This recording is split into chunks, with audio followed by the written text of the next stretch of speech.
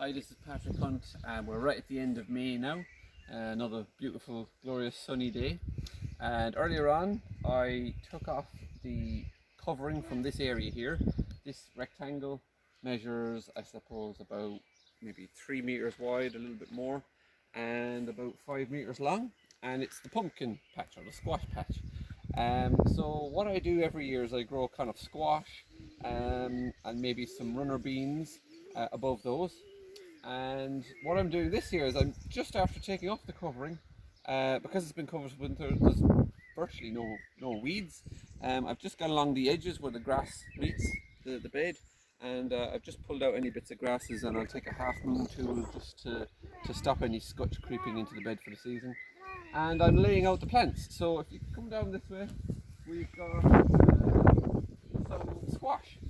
So these are winter squash, and what that will do, this plant here, is green curry. It's a lovely green squash, get about that big in the autumn.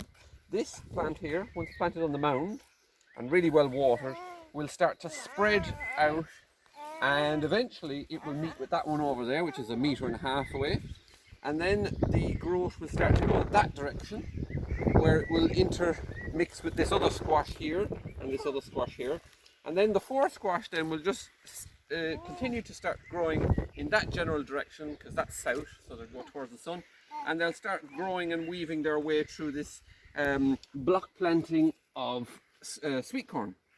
So with sweet corn, you can grow that above the squash, so the squash will cover the soil and shade out the weeds and take advantage of all the space that it needs.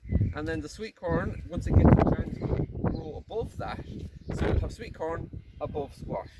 And in South America, there's a thing called the Three Sisters, where people plant sweet corn, then grow runner beans, climbing beans up the sweet corn, and then have the squash as ground cover. I find it doesn't really work here because you can't get the sweet corn to grow fast enough, where I am anyway, to support the climbing beans. So what I've done just behind it is I've improvised. I've put some 8-foot wigwams up with a little bit of Phormium tenax, New Zealand flax to tie. I have 5 runner beans at the base of each cane. This one here, Scarlet Emperor, has come up quickest. This one, Scarlet Emperor, does much better than any other that I've tried. I have Czar and I have Barlotti and a few others as well that I've tried. So basically this whole area here will be for runner beans, sweet corn and squash as ground cover. And by the end of the season, in the autumn, it will be a mass of squash and pumpkin, or squash leaves I should say, and hopefully we'll have the sweet corn rising above all of that. And then once the squash has been harvested, I'll dry it, I'll cut it with a good stalk attached to the top, dry it for 2 weeks to let the skins harden up. When it's fully dried, then you can keep it in your kitchen, somewhere indoors where it's not damp, and it'll keep all winter. You could even eat them this time next year. And the sweet corn, you know they're ready when you squeeze a kernel, pull back a little bit of the skin, squeeze a kernel, it should be milky, they're ready then. And I let these runner beans dry on the plant, and we'll use the beans then for dried beans over the winter, because we'll be so busy eating the peas, I probably won't have time to harvest them anyway for the pods. It'll be actually for the beans, the bean itself is what I'm after. And all of this stuff really can be stored, so it's kind of like a winter storage food. And then once all of that's been cleared, there'll be a little bit of weeding, not a whole lot because the leaves will have covered and shaded out most of it.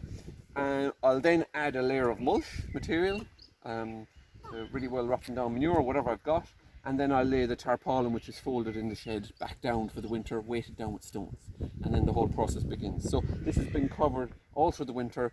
The ground's a little bit dry, so I'll water it, but there's virtually no weeds. So it's just dealing a little bit with the edge. And I find that if you grow your squash separate to your main vegetable garden, you're better off, because they need big masses of spaces to romp away. So have it as a separate section, but combine it with runner beans and sweet corn. Thank you very much.